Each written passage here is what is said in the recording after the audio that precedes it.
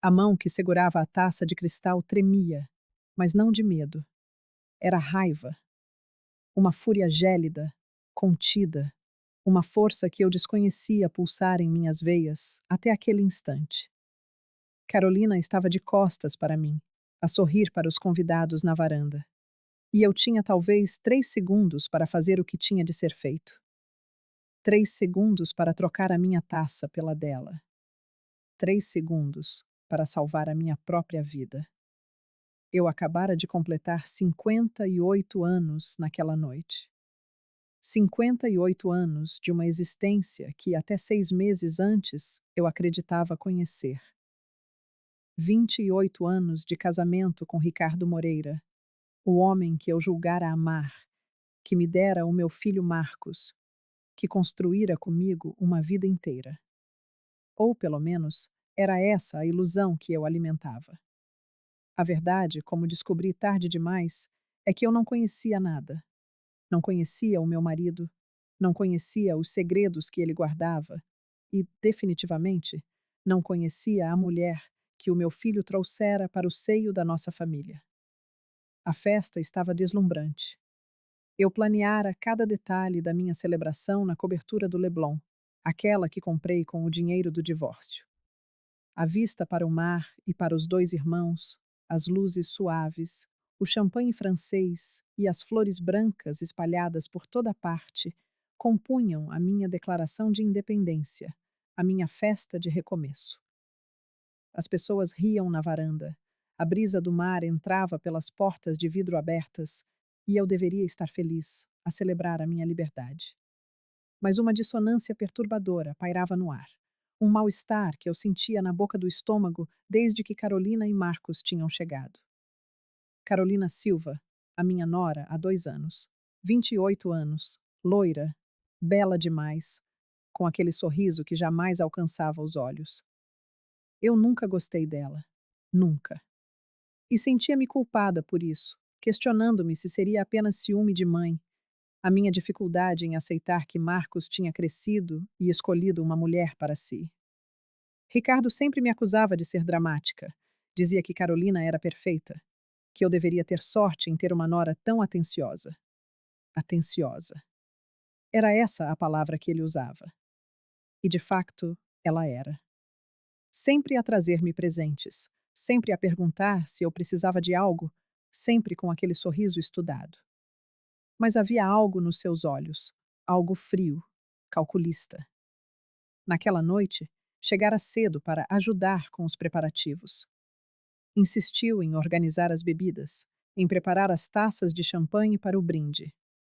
Eu disse que não era preciso, que tinha contratado empregados, mas ela insistiu com aquele seu jeito adocicado, o mesmo que fazia Marcos derreter. Deixe-me ajudar, sogra. É o seu aniversário especial. Sogra, jamais Beatriz. Sempre a manter aquela distância formal, disfarçada de respeito. Eu saíra para a varanda por um momento, apenas para respirar. O apartamento estava cheio, com mais de 40 pessoas, e eu precisava de um segundo de silêncio antes do brinde oficial. Fiquei ali, a olhar o mar escuro, a pensar em como a minha vida mudara. O divórcio fora brutal. Ricardo não aceitara. Lutou por cada cêntimo. Chamou-me louca, ingrata. Disse que eu estava a deitar fora uma família perfeita. Mas eu sabia. Sabia das traições. Não tinha provas concretas, mas uma mulher sabe. Uma mulher sempre sabe quando o marido mente, quando ele chega à casa com um cheiro diferente, quando olha para o telemóvel com aquela expressão culpada. Foi ao regressar para a sala que a vi. Estava cheia de gente. As pessoas conversavam em grupos e Carolina estava perto da mesa onde eu deixara a minha taça. Ela olhou para os lados rapidamente, como quem verifica se está a ser observada, e então tirou algo do bolso da mala. Um frasco minúsculo, transparente, e verteu o conteúdo na minha taça. O meu coração parou. Literalmente, parou por um segundo inteiro. Eu estava do outro lado da sala, semi-oculta por um grupo de amigas, perto da porta da varanda. Carolina não me viu. Ela verteu aquele líquido claro, abanou levemente a taça para misturar e a substância desapareceu no champanhe. Desapareceu por completo, como se nunca tivesse existido. E então, ela virou-se e sorriu para mim. Aquele sorriso perfeito, ensaiado. Beatriz estava à sua procura. Preparei o seu champanhe especial para o brinde. Especial. A palavra ressoou na minha mente. Especial. Não sei de onde veio a calma. Juro que não sei, porque por dentro eu gritava, o meu coração galopava, as minhas pernas fraquejavam. Mas por fora, a minha expressão permaneceu neutra. O meu sorriso manteve-se no lugar e a minha voz saiu firme e clara quando respondi: Que querida, Carol. Obrigada. Ela aproximou-se, segurando a minha taça com aquelas unhas perfeitas, sempre impecáveis. É o champanhe de que você gosta, o Moet. O Marcos disse-me. Claro que disse. O meu filho, tão ingênuo, tão apaixonado, tão cego. Vou só cumprimentar a Fernanda ali e já volto para o brinde, disse eu, indicando uma amiga do outro lado da sala. Carolina assentiu, pousou a minha taça na mesinha de centro, ao lado da sua, e foi falar com outros convidados. Foi nesse momento que tomei a decisão. Não foi um pensamento racional. Foi puro instinto. O instinto de sobrevivência. Porque eu sabia, com cada fibra do meu ser, que se bebesse daquela taça, eu morreria. Ali, na minha própria festa, no meu aniversário, na minha declaração de independência. Aproximei-me da mesinha. As duas taças, lado a lado, idênticas, de cristal francês, cheias do mesmo champanhe dourado.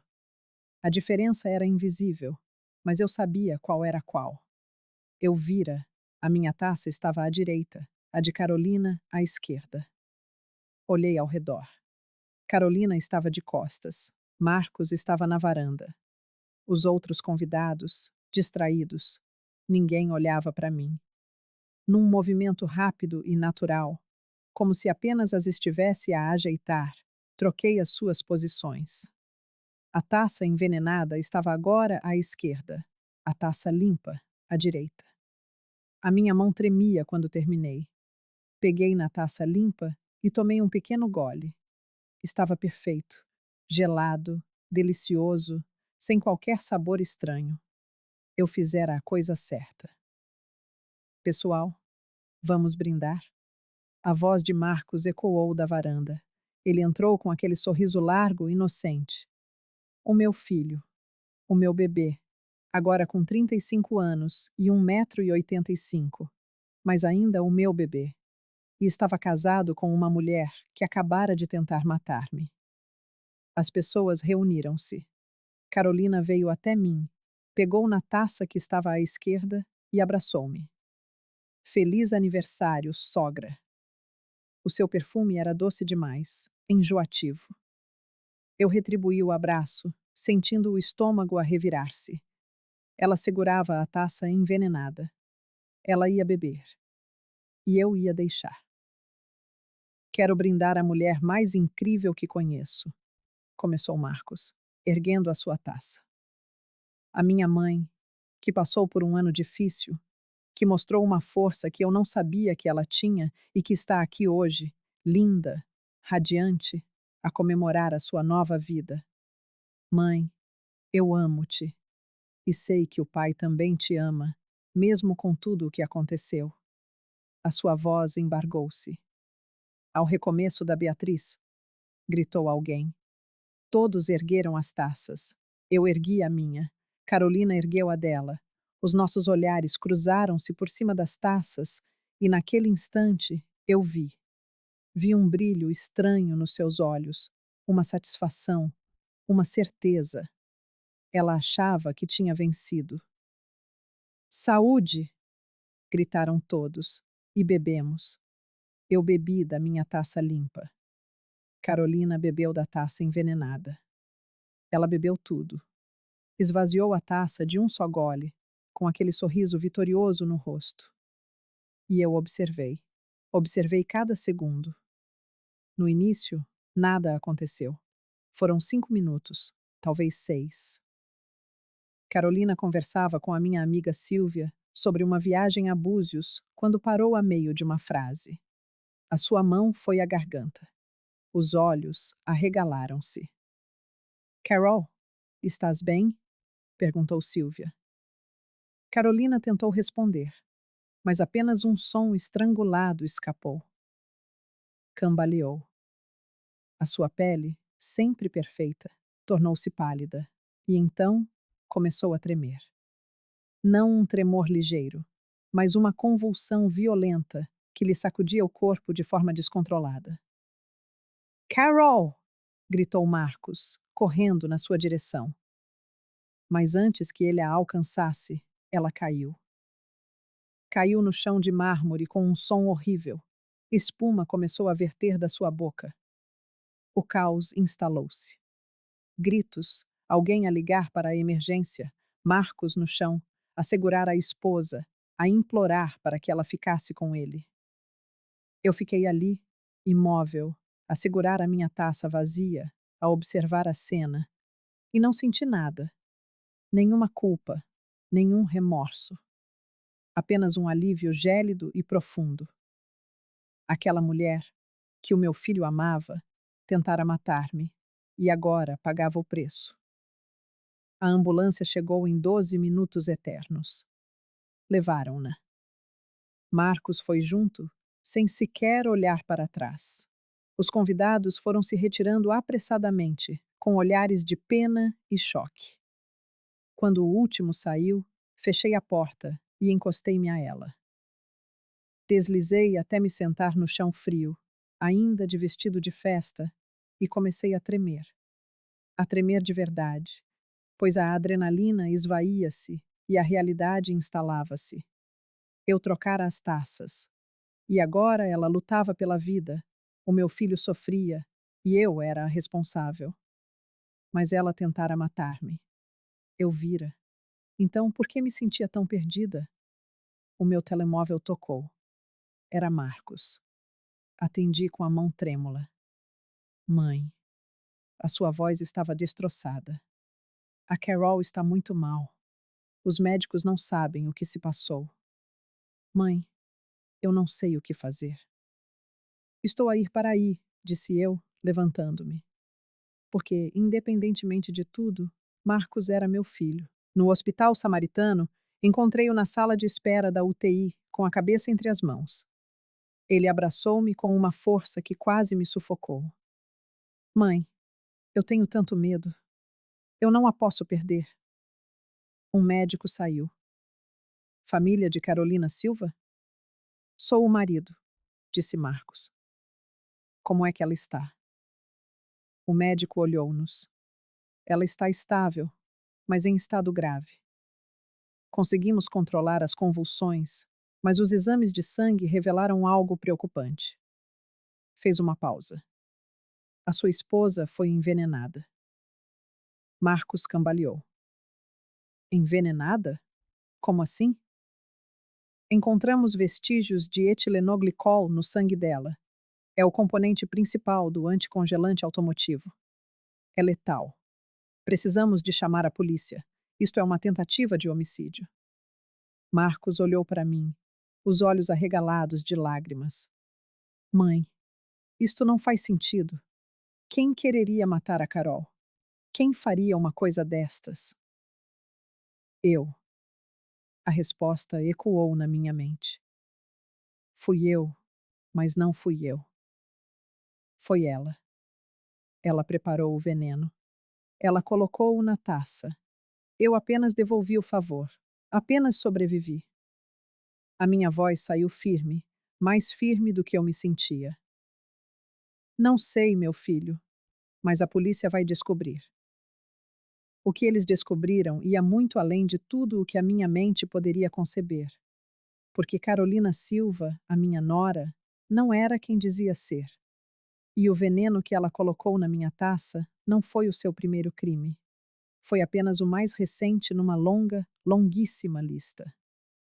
Mas isso eu só vim a saber mais tarde, depois da chegada do delegado Silva. Depois de ele me conduzir a uma sala privada e me fazer a pergunta que mudou o rumo de tudo.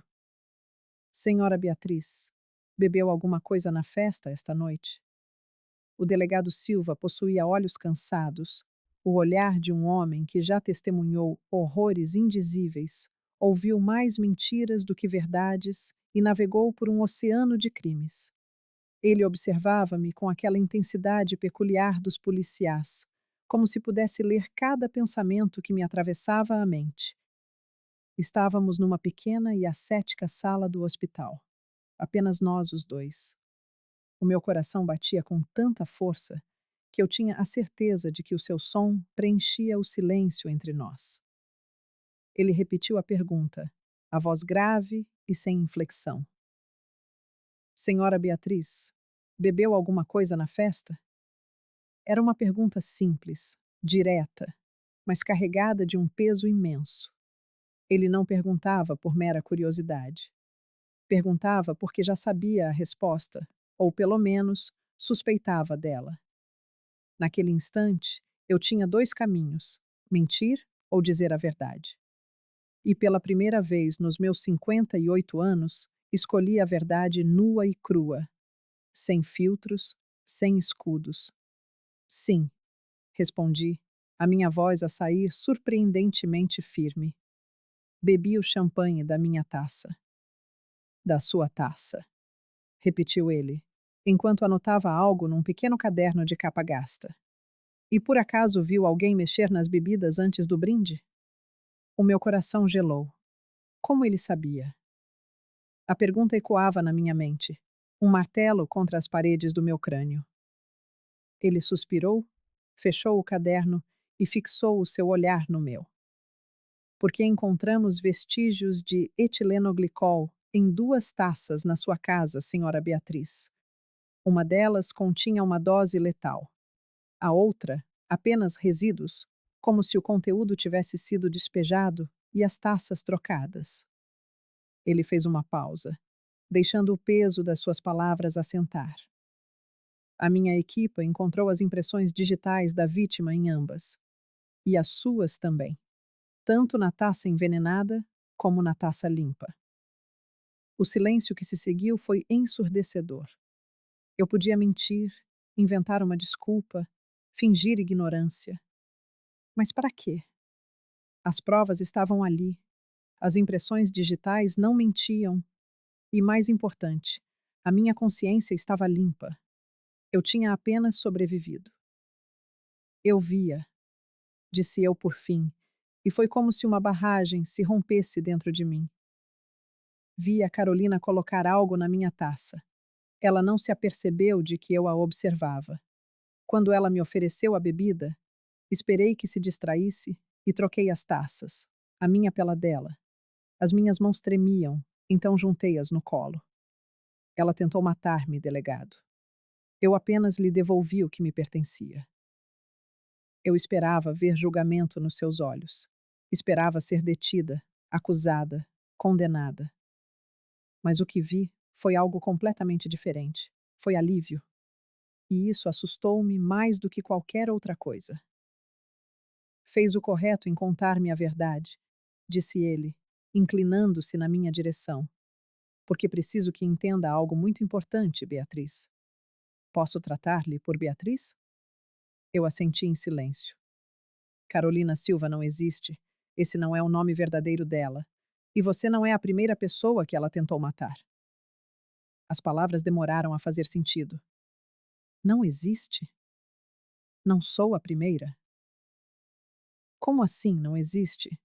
Ela é minha nora há 2 anos. Casou com o meu filho.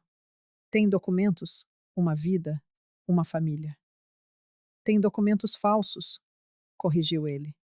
E muito bem feitos, por sinal. Ela é excelente no que faz. Ou era, até cometer o erro de tentar envenenar alguém que estava a prestar atenção. Ele abriu uma pasta que trazia consigo. Dentro havia fotografias, muitas. Reconhece esta mulher? Era a Carolina, mas ao mesmo tempo não era.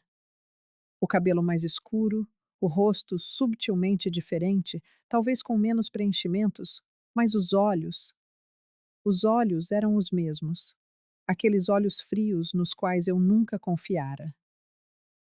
Esta foto é de há 3 anos, em São Paulo.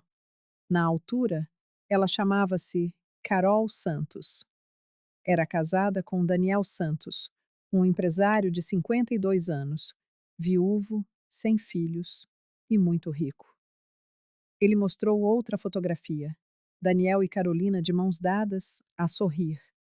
Pareciam felizes. Daniel morreu 6 meses depois do casamento. Ataque cardíaco fulminante foi o diagnóstico. Ela herdou tudo, 12 milhões de reais. O meu estômago revirou-se. Está a dizer que ela o matou? Estou a dizer que ela matou pelo menos 3 homens de que temos conhecimento. Daniel Santos, em São Paulo, Roberto Mendes, no Rio, e Gustavo Lima, em Porto Alegre. Mais fotos, mais homens, todos mais velhos, todos ricos, todos mortos. As mortes pareceram sempre naturais. Ataque cardíaco, AVC, insuficiência renal. Mas quando começamos a investigar o padrão, a ligar os pontos, percebemos que não eram acidentes. Eram assassinatos meticulosamente planeados. O ar tornou-se rarefeito. Mas por que o Marcos? O meu filho não é rico. É um bom arquiteto, mas não tem milhões. O delegado Silva olhou-me com uma expressão estranha, uma mistura de piedade e raiva contida. Ela não escolheu o Marcos pela fortuna dele, Beatriz. Ela escolheu o Marcos por causa da sua. Da minha, a minha mente correu para o divórcio. Você recebeu 8 milhões de reais do seu ex-marido, Ricardo Moreira. Imóveis, investimentos, uma quantia substancial. A Carolina sabia. Ela casou-se com o seu filho para chegar até si, para ganhar a sua confiança. E depois, no momento certo, eliminá-la. O Marcos herdaria tudo, e ela, como esposa, acabaria por ter acesso a essa fortuna. As peças do quebra-cabeças encaixaram-se na minha cabeça, formando uma imagem horrenda. As visitas frequentes, os presentes, a atenção desmedida. Ela não estava a ser uma boa nora. Estava a estudar a sua presa. Estava a estudar-me a mim, à espera do momento certo para atacar. Mas há algo que não entendo, murmurei, a voz fraca. Como é que ela sabia do dinheiro do divórcio? O Ricardo e eu mantivemos os detalhes em privado. Nem o Marcos sabe o valor exato. O delegado fechou a pasta. Quando falou, a sua voz estava carregada de uma fúria fria. Alguém lhe contou, Beatriz. Alguém com acesso a toda essa informação. Alguém que conhecia a sua situação financeira ao pormenor. Ele fez uma pausa que pareceu durar uma eternidade. O seu ex-marido. O mundo parou. Por um instante, deixou de girar. O Ricardo? Estás a dizer que o Ricardo está envolvido nisto? Estou a dizer que Ricardo Moreira não é apenas um empresário de sucesso. Ele é o arquiteto de uma rede de golpes matrimoniais e assassinatos que se estende por, pelo menos, 5 estados brasileiros. Ele abriu outra pasta, ainda maior. Ele usa a sua empresa de consultoria financeira para identificar alvos, pessoas ricas, vulneráveis, geralmente viúvas ou divorciadas. Depois, apresenta-as a mulheres jovens e atraentes, como a Carolina. Elas seduzem, casam e matam, e dividem o dinheiro com ele. Uma onda de náusea subiu pela minha garganta. Tive a certeza absoluta de que iria vomitar, ali mesmo, no chão frio daquele quarto de hospital. Ricardo. O homem com quem partilhei 28 anos da minha vida. O pai do meu filho. Ele tinha feito isto. Tinha enviado uma assassina para o seio da minha família para matar a mãe do seu próprio filho. E o Marcos. A minha voz saiu como um sussurro rouco. O que aconteceria ao Marcos depois de eu morrer? O silêncio do delegado foi resposta suficiente, mas ele verbalizou o pensamento, porque eu precisava de ouvir. Precisava de compreender a profundidade da traição. Acidentes acontecem, Beatriz, especialmente com homens jovens e saudáveis. Um acidente de carro, um assalto que corre mal. E a Carolina herdaria tudo, da mãe e do filho. O meu filho. Iam matar o meu filho, o meu menino. E o próprio pai dele estava por detrás do plano. Que espécie de homem faz isto? Que monstro sacrifica o próprio filho por dinheiro? Preciso de sair, disse eu, levantando-me abruptamente. Preciso de sair daqui. Agora. Beatriz, espere. Mas eu já estava a caminhar pelo corredor, a passar por enfermeiros e médicos, em busca de ar, de espaço. Cheguei ao estacionamento e apoiei as mãos no primeiro carro que encontrei, curvando-me enquanto as lágrimas, finalmente, caíam. Lágrimas de raiva, de traição e de um medo tão profundo que ameaçava consumir-me. 28 anos. Uma vida inteira partilhada com aquele homem. 28 anos a adormecer ao seu lado, a partilhar refeições, a criar um filho. E tudo não passava de uma farsa. Cada momento, uma mentira. Beatriz? Virei-me e vi uma mulher a aproximar-se. Teria uns 40 anos, cabelo escuro preso num rabo de cavalo e olhos vermelhos de tanto chorar. Havia algo de familiar nela, mas eu não conseguia identificar o que. Desculpe abordar assim, disse ela, parando a uma curta distância. O meu nome é Carmen Rodrigues. Eu sei quem é a Carolina, porque ela matou o meu irmão. Levei-a a uma cafetaria aberta 24 horas, perto do hospital. Nenhuma de nós conseguiria dormir naquela noite. Pedimos café, preto e forte.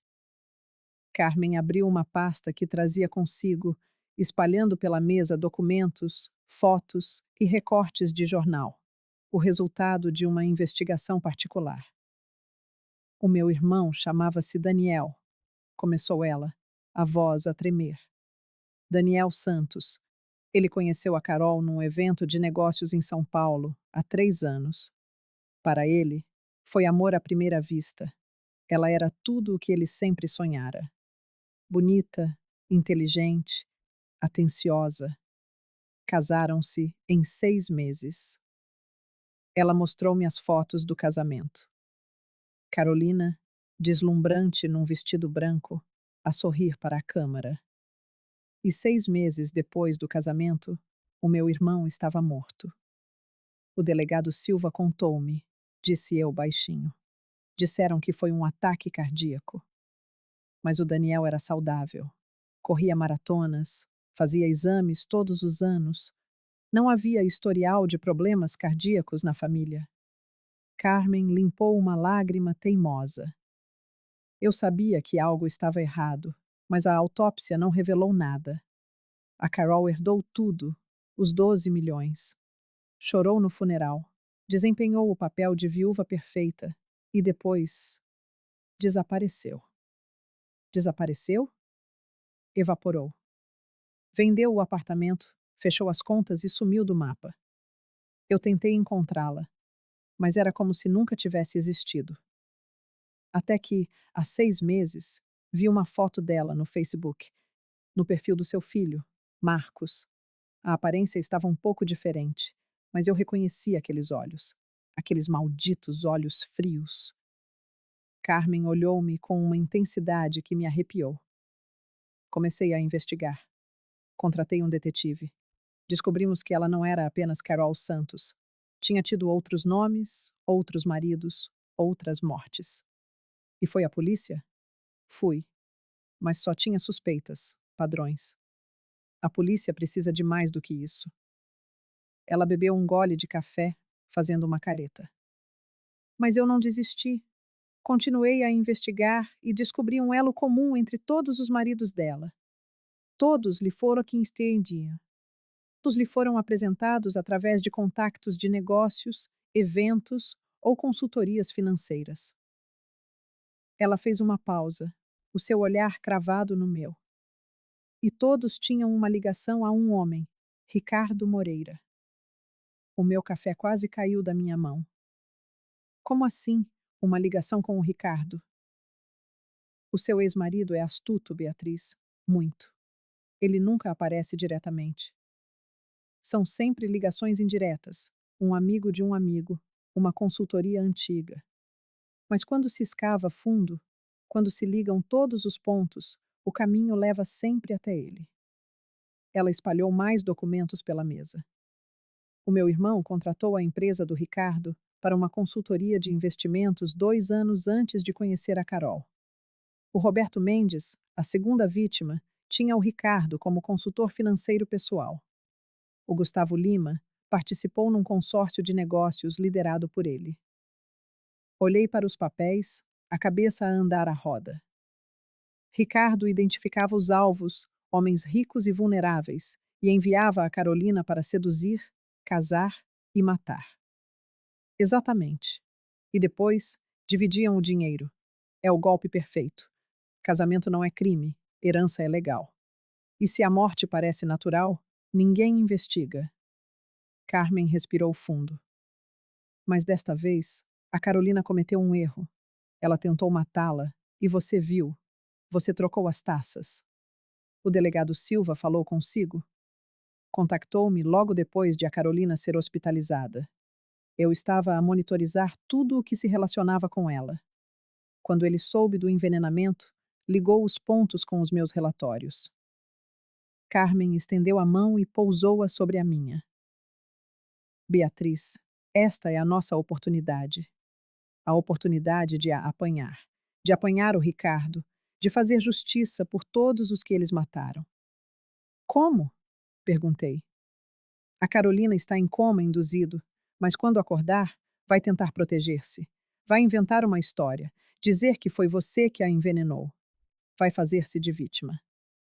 A mão de Carmen apertou a minha com mais força. Mas nós temos as provas. Temos as impressões digitais dela, o seu testemunho. E o mais importante, agora que ela falhou, o Ricardo vai ter de agir. Vai tentar protegê-la ou silenciá-la para se proteger a si mesmo. E quando ele o fizer, nós vamos apanhá-lo. Fazia sentido. Mas havia um problema. Um problema enorme. O Ricardo ainda é o pai do Marcos. E o Marcos? O Marcos ama a Carolina.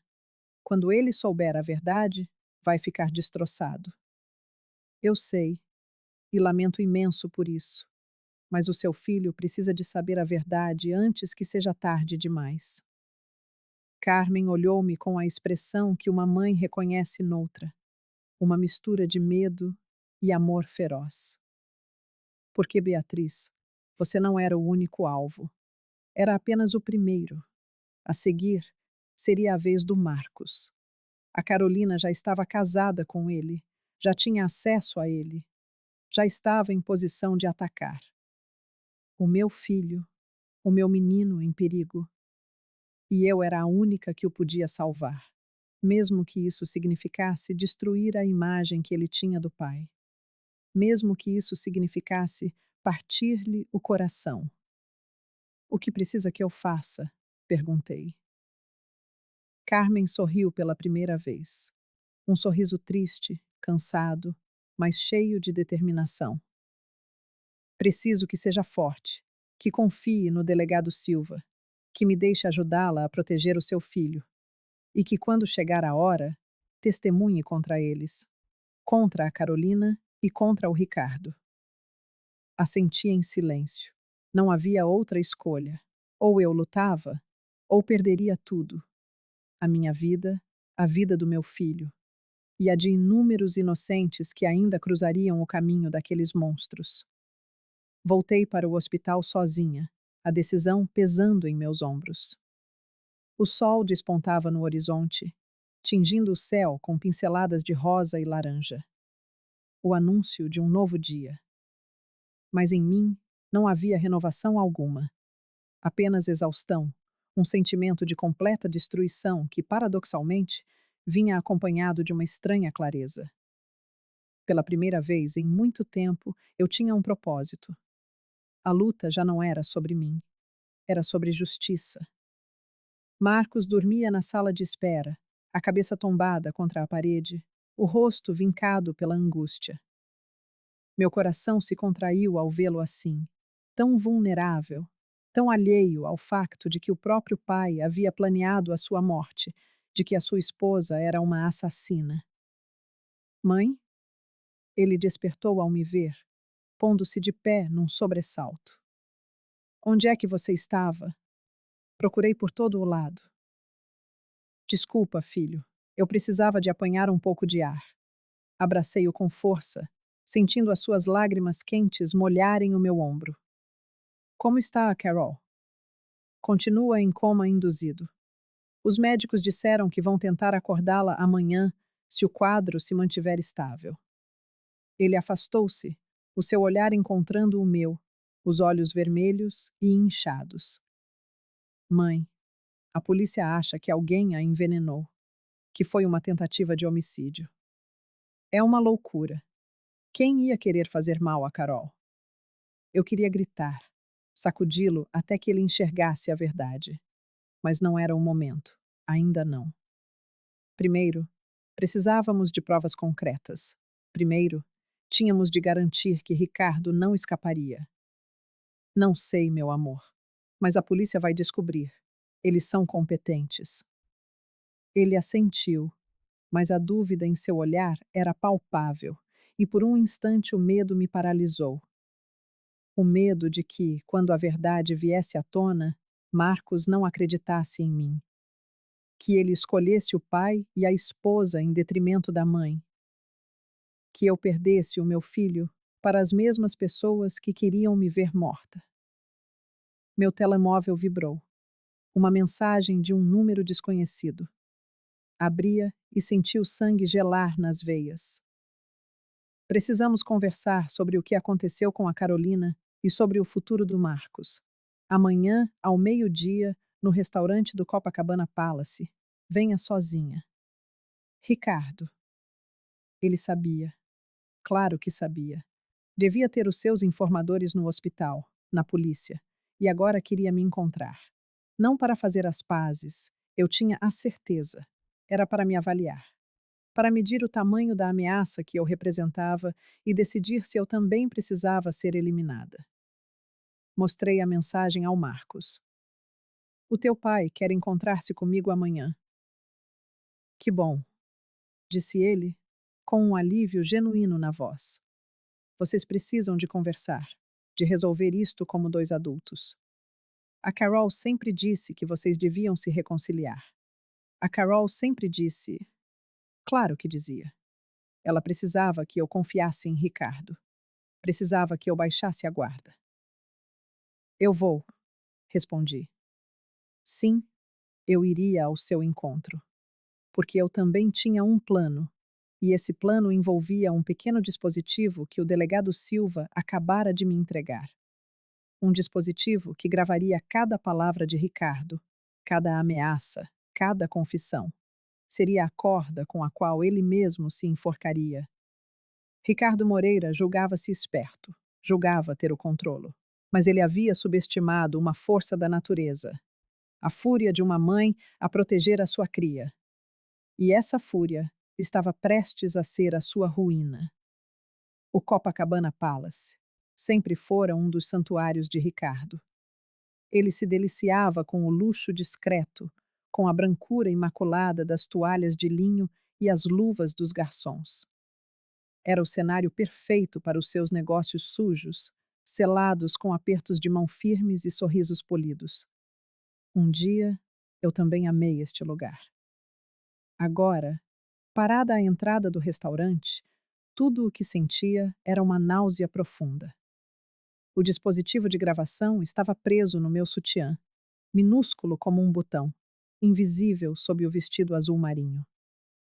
Na noite anterior, numa reunião secreta na cave do hospital, o delegado Silva tinha me dado as instruções. Deixe-o falar, Beatriz. Homens como o Ricardo adoram gabar-se, adoram exibir a sua inteligência. Provoque-o. Faça-o sentir que está no controlo e ele vai entregar-se de bandeja. Fácil de dizer. Mas estar ali, prestes a encarar o homem com quem partilhei quase 3 décadas da minha vida, o homem que planeara a minha morte e a do próprio filho, era a coisa mais difícil que alguma vez fizera. Ricardo estava sentado numa mesa de canto, de costas para a parede, a sua posição estratégica de sempre. Dali, controlava todo o restaurante. Ninguém o poderia surpreender. Estava impecável. Fato cinzento escuro, camisa branca, gravata azul, os cabelos grisalhos perfeitamente penteados. Aos 60 anos, ainda era um homem atraente, e a constatação desse fato agora me enjoava, pois eu sabia o que se escondia por trás daquela beleza. O monstro sob o verniz polido. Ele levantou-se quando me viu, exibindo o sorriso charmoso que reservava para as reuniões de negócios. Beatriz, estás linda. O divórcio fez-te bem. Sentei-me, ignorando a sua tentativa de me beijar o rosto. Vamos diretos ao assunto, Ricardo. Por que me chamaste aqui? Ele riu, sentando-se também e pegando no menu. Sempre tão direta. Eu adorava e odiava isso em ti. Fez um sinal ao garçom. Vamos pedir primeiro. Lembro-me que adoras o salmão daqui.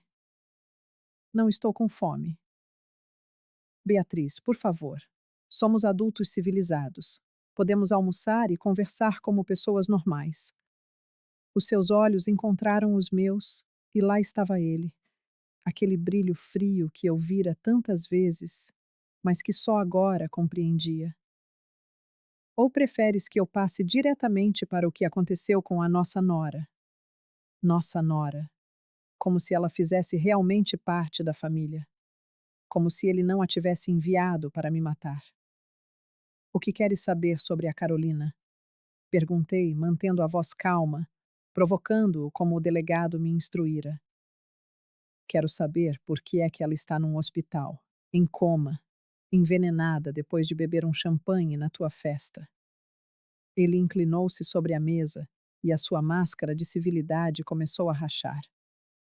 Quero saber o que tu fizeste, Beatriz. Eu? Fingi surpresa. Por que é que eu faria mal a Carolina? Não brinques comigo. A sua voz era agora um silvo baixo e ameaçador. Eu sei que tu viste. Sei que trocaste as taças. E preciso de saber o que vais fazer a seguir. O meu coração disparou, mas mantive a expressão neutra. Não sei do que estás a falar. Ricardo soltou uma risada sem humor. Achas que eu sou idiota? Achas que não tenho os meus informadores? Sei das impressões digitais. Sei que a polícia está a investigar. E sei que falaste com o delegado Silva. Ele bebeu um gole de água, os nós dos dedos brancos de tanto apertar o copo. E sei sobre a Carmen Rodrigues. O nome caiu entre nós como uma bomba. Não deixei transparecer o choque, mas por dentro eu gritava. Ele sabia. Sabia de tudo. A Carmen anda à procura de um culpado para a morte daquele irmão idiota dela. Continuou Ricardo, a voz carregada de desprezo. O Daniel era um fraco, um patético. Apaixonou-se por um rostinho bonito e assinou a própria sentença de morte, tal como todos os outros. Tal como planeaste que eu assinasse a minha, disse eu, deixando a raiva transparecer pela primeira vez. Tu mandaste a Carolina casar com o nosso filho. Deste-lhe informações sobre mim. Planeaste a minha morte, Ricardo. A morte da mãe do teu filho. Ele olhou para mim como se eu fosse uma criança tola. E achas que fiz isso por quê? Por maldade? Vingança? Não, Beatriz. Eu filo porque tu me tiraste 8 milhões de reais. 8 milhões que eram meus, que eu construí. E tu simplesmente ficaste com metade de tudo, porque decidiste que não querias mais ser minha esposa. A sua raiva era agora crua, feia. Portanto, sim, eu planeei recuperar o que era meu. E teria funcionado na perfeição, se não fosses tão paranoica. E o Marcos? A minha voz não passava de um sussurro rouco. O que ia acontecer com ele? O silêncio que se seguiu foi a única resposta de que eu precisava. Ricardo não disse nada, apenas me encarou com aqueles olhos frios. E eu entendi. Para ele, Marcos não era um filho, era um obstáculo, uma peça no jogo a ser removida. Você ia matar o próprio filho por dinheiro. Não era uma pergunta, mas uma constatação gélida. Acidentes acontecem, disse ele, com uma casualidade que me revirou o estômago. Especialmente com arquitetos em canteiros de obras. Uma queda, um equipamento pesado. É trágico, mas acontece. Ele levou o copo de água aos lábios. E então, a Carol se tornaria a viúva devastada. Herdaria tudo e dividiria o prêmio comigo. Como sempre fez. Tu és um monstro. Sou um homem de negócios, corrigiu ele. E tu estragaste tudo. Agora, a Carol está em coma. A polícia investiga e a Carmen está a juntar provas. Portanto, preciso de saber, Beatriz. Vais cooperar com a polícia? Vais testemunhar contra a Carol e contra mim? Era este o momento. O momento de que o delegado Silva me tinha falado. Ricardo queria saber se eu era uma ameaça que precisava de ser eliminada. E se eu disser que sim? Provoquei. Se eu disser que vou contar tudo à polícia, que vou testemunhar e garantir que tu e a Carolina apodrecem na prisão. Ricardo sorriu, e aquele sorriso assustou-me mais do que qualquer ameaça. Então, terei de tomar as minhas providências, e desta vez não haverá troca de taças, não haverá escapatória. Ele aproximou-se mais, a voz reduzida a um sussurro. Tu sabes quantas pessoas eu já eliminei, Beatriz? Quantos obstáculos já removi do meu caminho? Serias apenas mais um. E o Marcos ficaria tão devastado com a morte da mãe que nem se aperceberia quando chegasse a sua vez. Eu tinha-o. Tinha a confissão. Cada palavra estava a ser gravada. O delegado Silva estava num carro do outro lado da rua a ouvir tudo. A agente Fernanda Costa, da Polícia Federal, estava no restaurante, disfarçada de cliente. Eu tinha vencido. Mas não me sentia vitoriosa. Sentia-me apenas triste. Triste pelos anos que desperdicei com aquele homem. Triste pelo Marcos, que ainda amava o pai. Triste por todas as vítimas de Ricardo e Carolina. Desta vez, não vais escapar, disse eu, levantando-me. Acabou, Ricardo. Ele riu-se. Não tens provas. É a minha palavra contra a tua. E em quem achas que um júri vai acreditar? Num empresário respeitado ou numa ex-esposa amargurada? Não é a minha palavra contra a tua. E então? Fiz algo que o delegado me instruíra a não fazer, mas não resisti. Afastei ligeiramente a gola do vestido, revelando o pequeno dispositivo.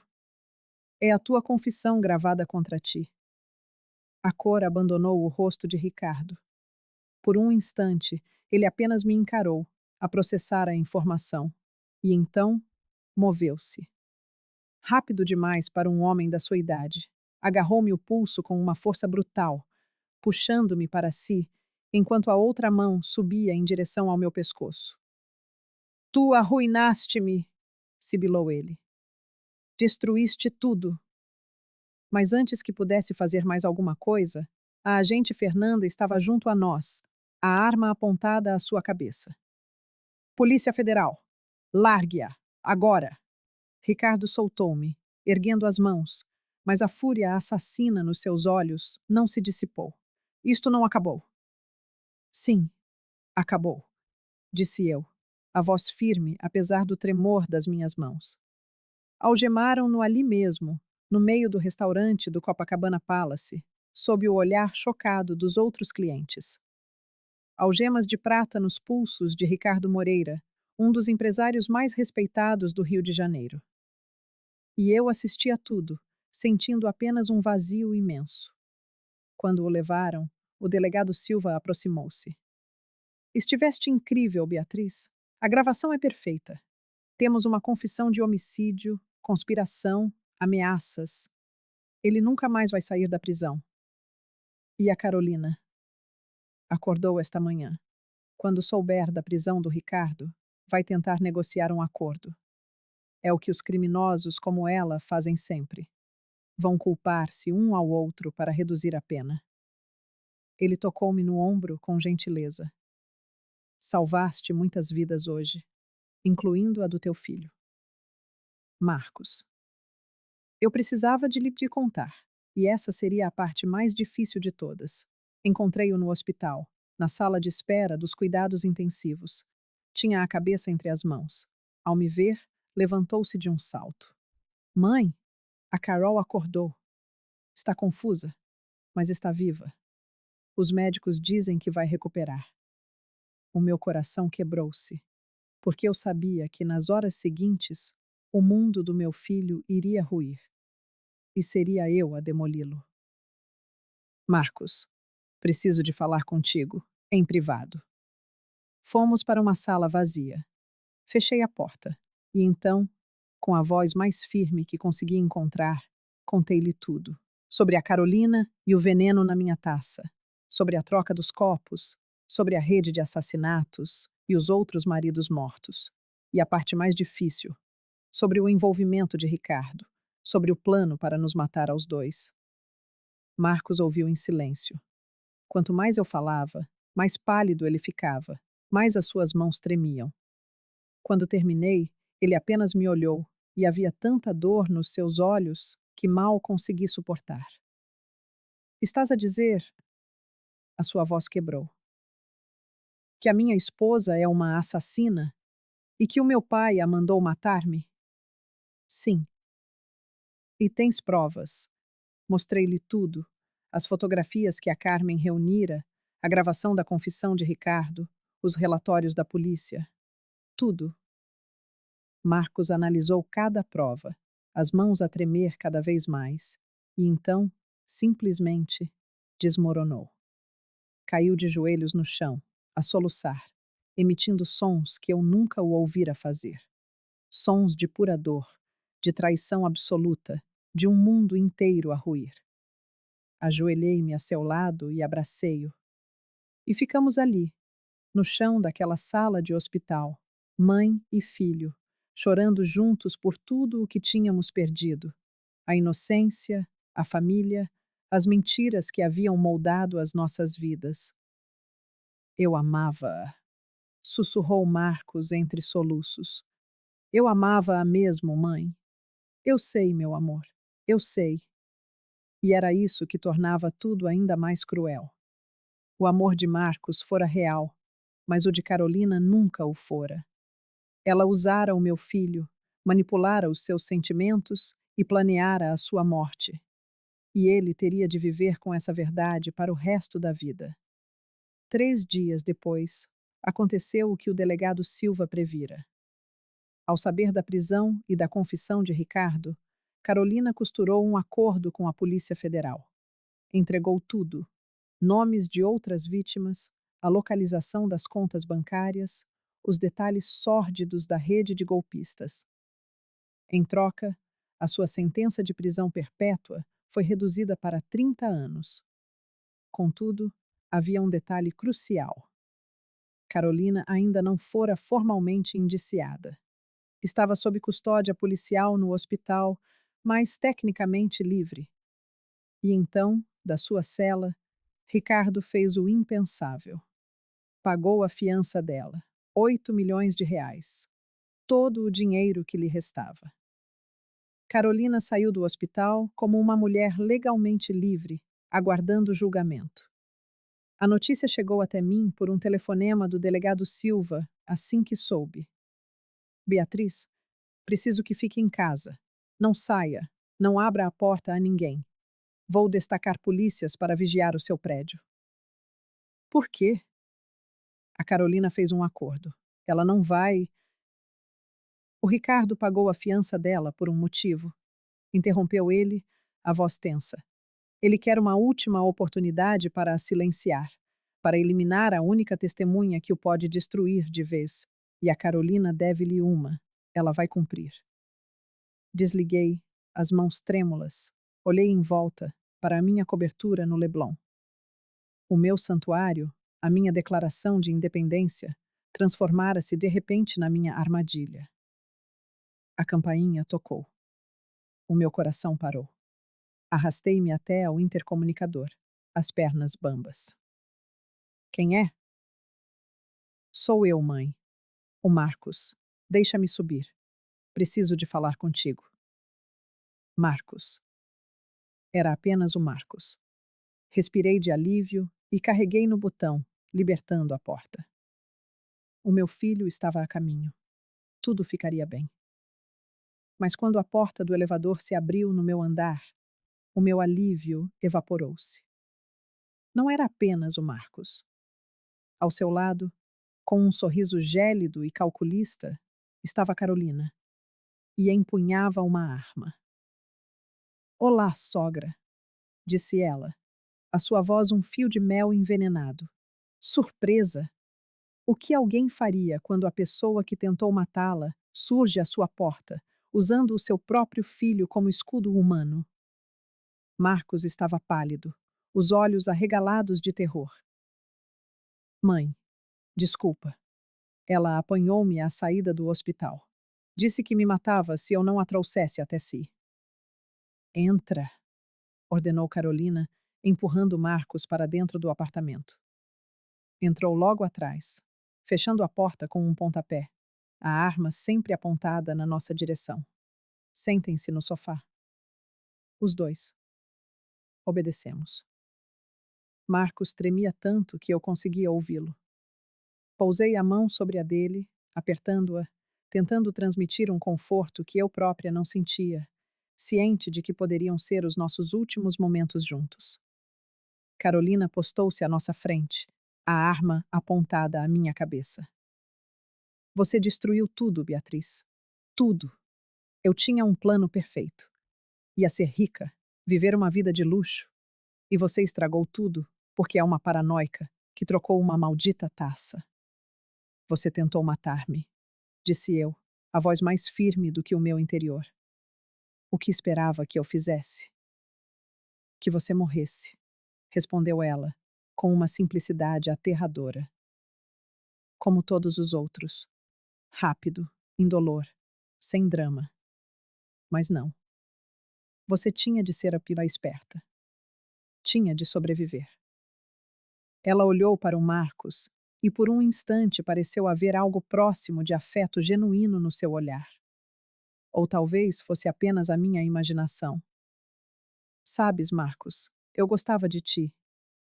A sério. Eras doce, ingênuo, fácil de manipular. Se as coisas fossem diferentes, talvez pudesse ter resultado entre nós. Ias matar-me, disse Marcos, a voz embargada pelas lágrimas. Ias matar a minha mãe e depois a mim, por dinheiro. Sim, admitiu Carolina, sem um pingo de remorso. Mas seria rápido.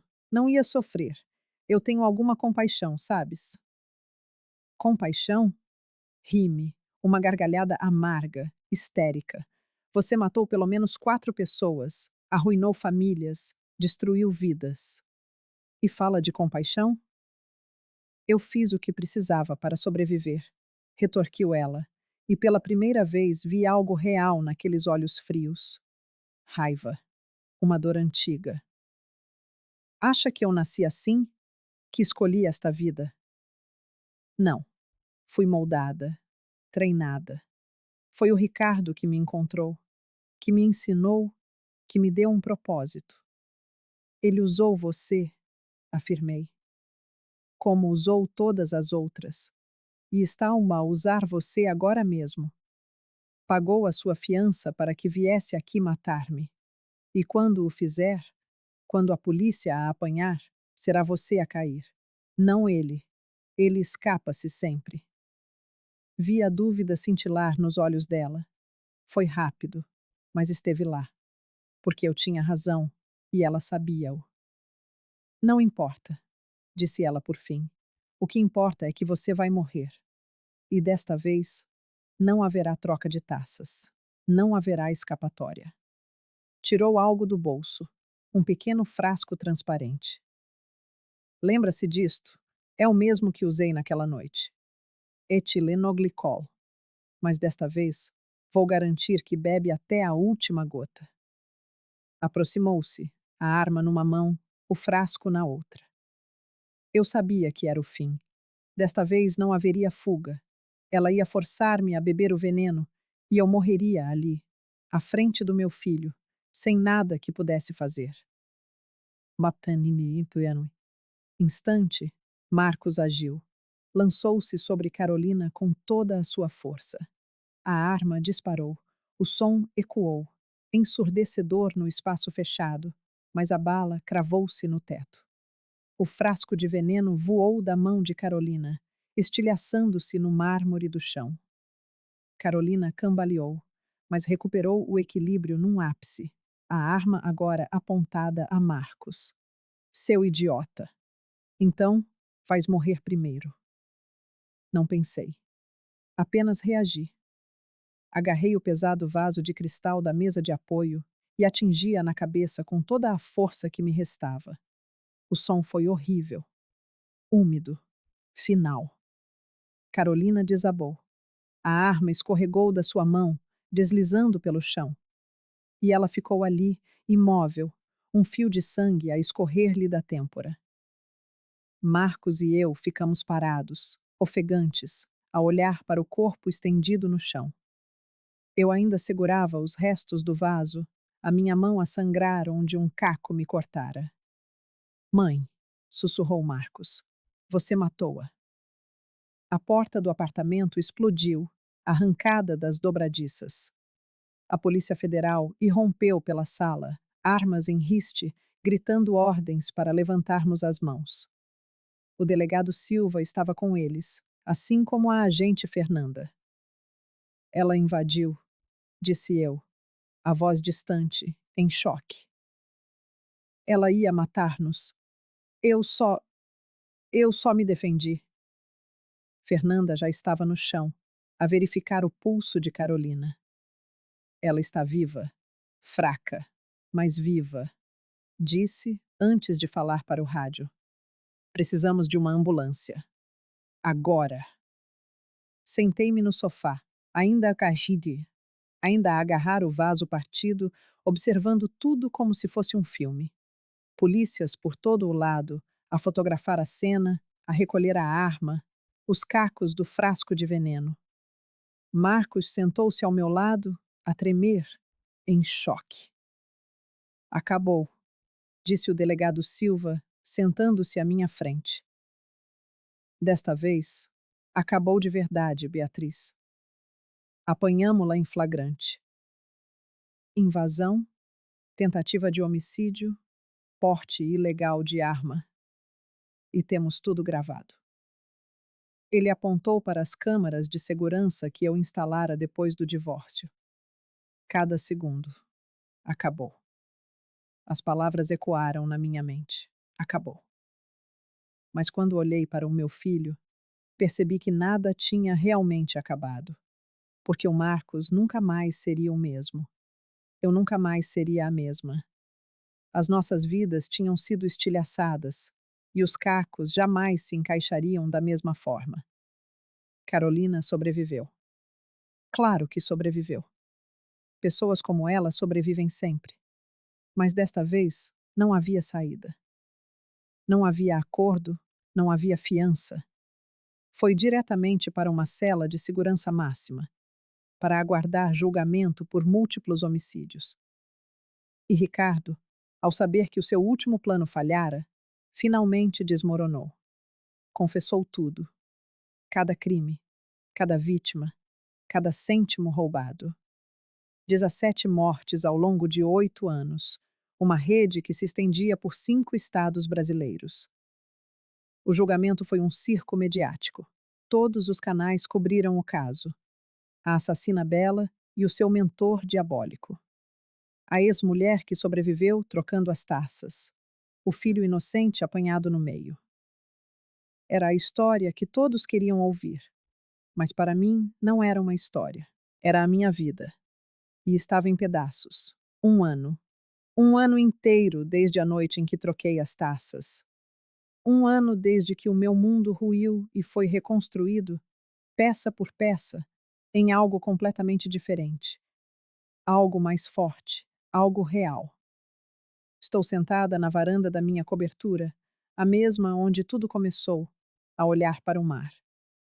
O sol está aí a pôr-se, pintando o céu em tons de laranja e rosa, e eu deveria sentir paz. O julgamento terminou. Carolina e Ricardo foram condenados.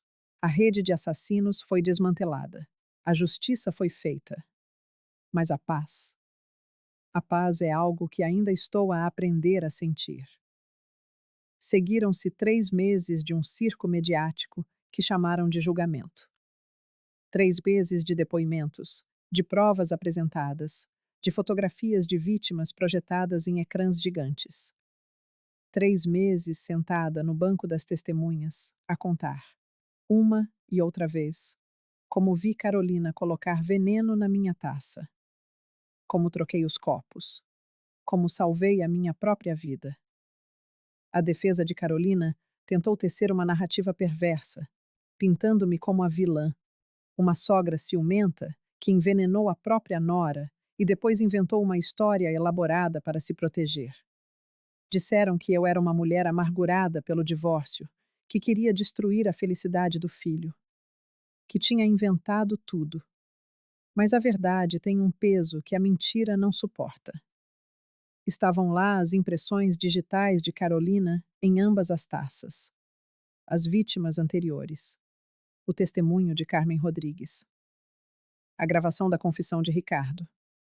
O vídeo de segurança da invasão da minha casa, mostrando Carolina com uma arma e um frasco de veneno. E mais importante, as outras vítimas que começaram a surgir. Não apenas os mortos, mas os que sobreviveram. Uma mulher em Belo Horizonte que quase morreu de uma alergia alimentar inexplicável na lua de mel. Um homem em Porto Alegre que, desconfiado da nova namorada, contratou um detetive e descobriu a sua identidade falsa antes que fosse tarde demais. Histórias, tantas histórias.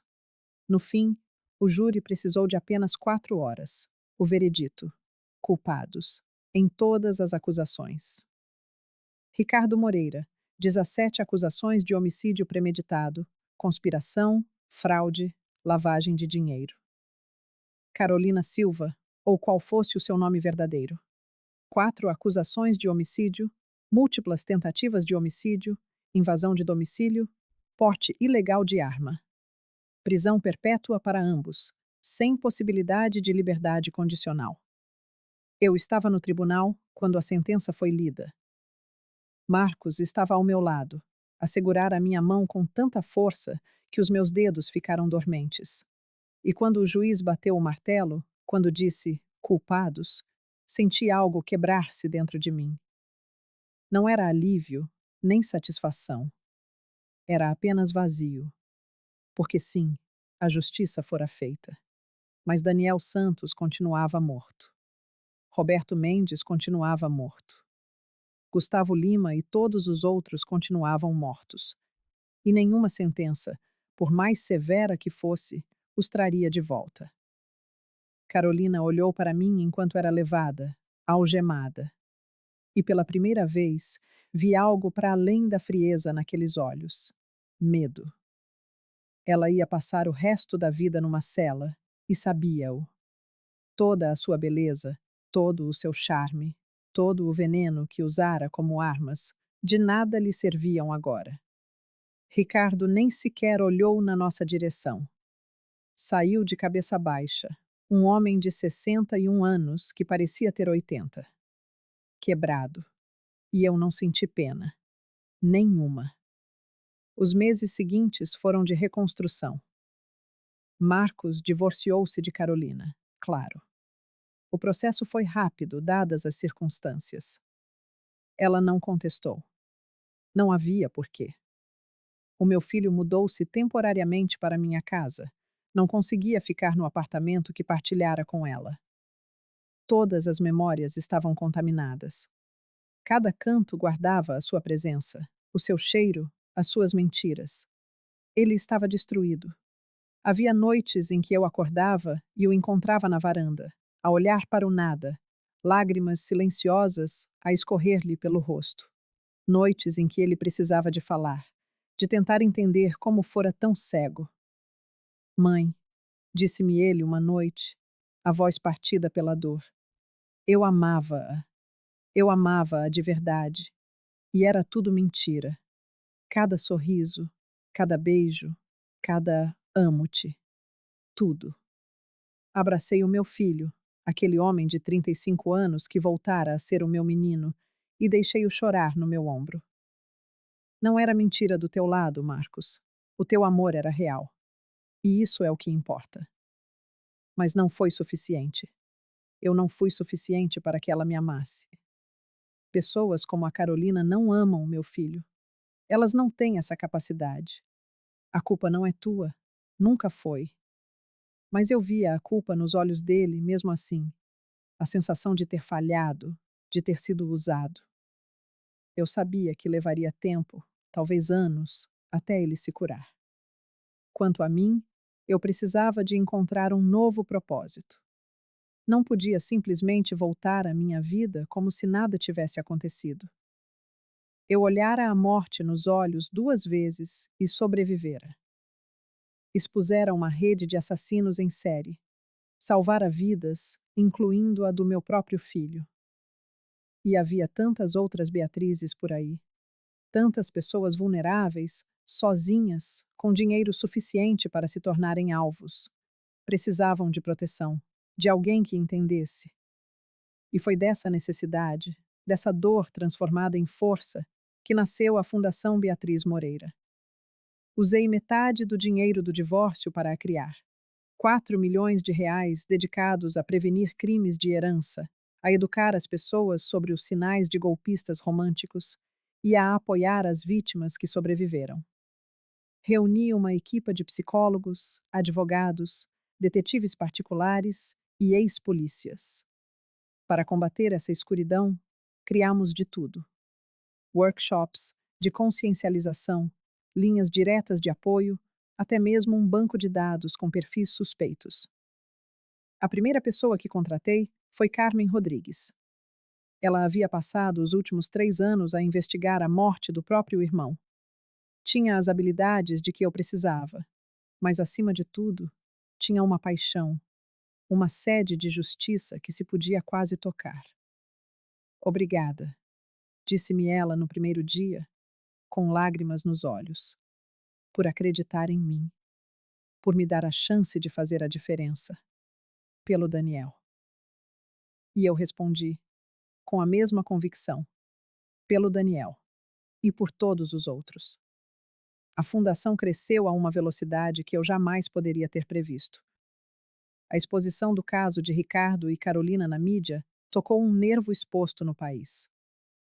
Logo, as pessoas começaram a procurar-nos, a partilhar as suas próprias histórias devastadoras. Eram mulheres enganadas por homens charmosos, homens manipulados por mulheres de beleza predatória.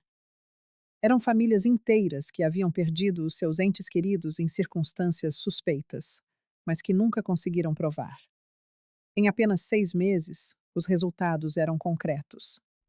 Ajudamos a identificar e expor 8 golpistas em atividade. Salvamos 17 pessoas de casamentos que poderiam ter sido fatais. Reunimos provas que levaram a 5 prisões. E a cada vida salva, a cada predador desmascarado, eu sentia um propósito que jamais conhecera. Já não era mais sobre mim.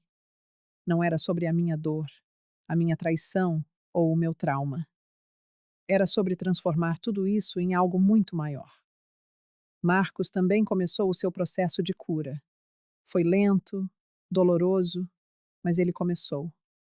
Voltou ao trabalho, retomou projetos que havia abandonado, iniciou a terapia, algo a que resistiu no início, mas que fez toda a diferença.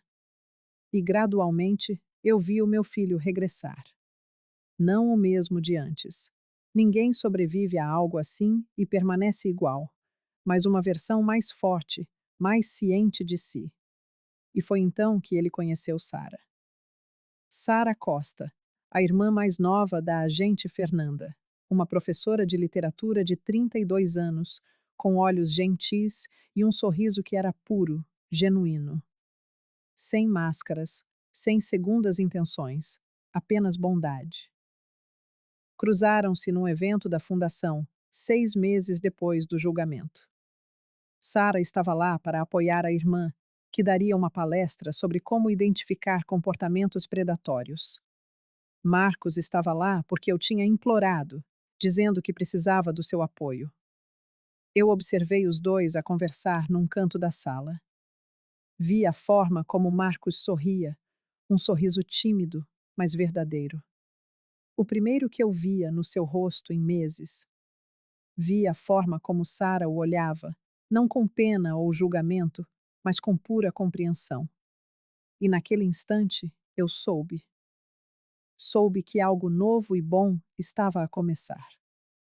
Eles levaram o seu tempo.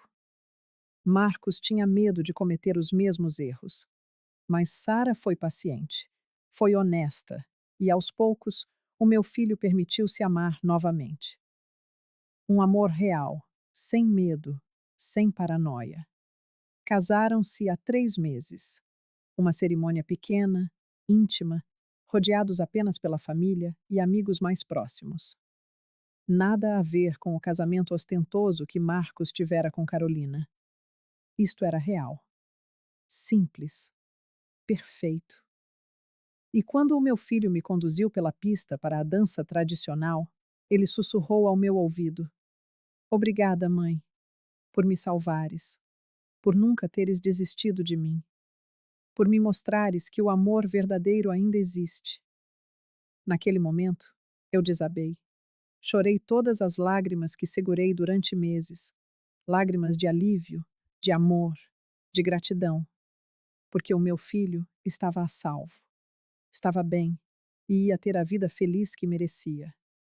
Hoje, faz exatamente 1 ano desde aquela festa, 1 ano desde a noite que mudou tudo.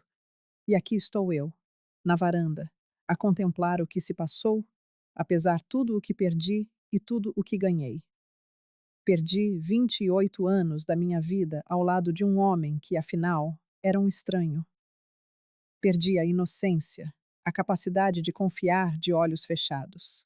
Perdi a versão de mim que acreditava que o mundo era um lugar seguro. Mas em troca, ganhei força. Ganhei um propósito. Ganhei a certeza de que posso e devo confiar nos meus instintos. Ganhei uma ligação ainda mais profunda com o meu filho. Ganhei a oportunidade de salvar vidas. E o mais importante, ganhei-me a mim mesma, a verdadeira Beatriz. Não a esposa de Ricardo, não apenas a mãe de Marcos, simplesmente Beatriz. Uma mulher de 59 anos que sobreviveu ao inferno e emergiu mais forte do outro lado. O meu telemóvel vibra. É uma mensagem de Carmen. Conseguimos. A mulher em Brasília acreditou em nós. Deixou o noivo. Encontramos 3 vítimas anteriores dele. Estamos a acionar a Polícia Federal. Um sorriso rasga-me o rosto. Mais uma vida salva. Mais uma vitória. Logo a seguir, outra notificação. Desta vez, do Marcos. Mãe, jantas conosco hoje? A Sara está a fazer lasanha. Temos novidades. Um emoji de coração. E depois. Amo-te. Amo-te. 2 palavras que, quando são verdadeiras, contêm o universo inteiro. Respondo a ambos, pouso o telemóvel e o meu olhar regressa ao mar. O sol já se pôs por completo, deixando um céu escuro salpicado de estrelas. Uma brisa suave traz o cheiro a sal e a oceano, e pela primeira vez neste longo ano, sinto algo que julguei ter perdido para sempre: paz. Uma paz profunda e verdadeira. Não que a dor tenha desaparecido. Ela mora em mim agora, uma parte permanente da minha história. As cicatrizes da traição, do medo, elas estarão sempre aqui. Mas aprendi a viver com elas. Aprendi que cicatrizes não são sinais de fraqueza, mas sim de sobrevivência. São medalhas de batalhas vencidas. Penso nas inúmeras vezes em que a morte me roçou no último ano. A taça envenenada, a arma de Carolina, as ameaças de Ricardo. Qualquer uma delas poderia, deveria, ter sido o meu fim. Mas eu estou aqui, a respirar, viva, forte. E há um poder imenso nisso. Uma liberdade indescritível em saber que olhei a morte nos olhos e escolhi viver. Que lutei quando seria mais fácil desistir. Que protegi o meu filho quando o seu próprio pai o queria destruir. Eu sou uma sobrevivente. E há dignidade nisso.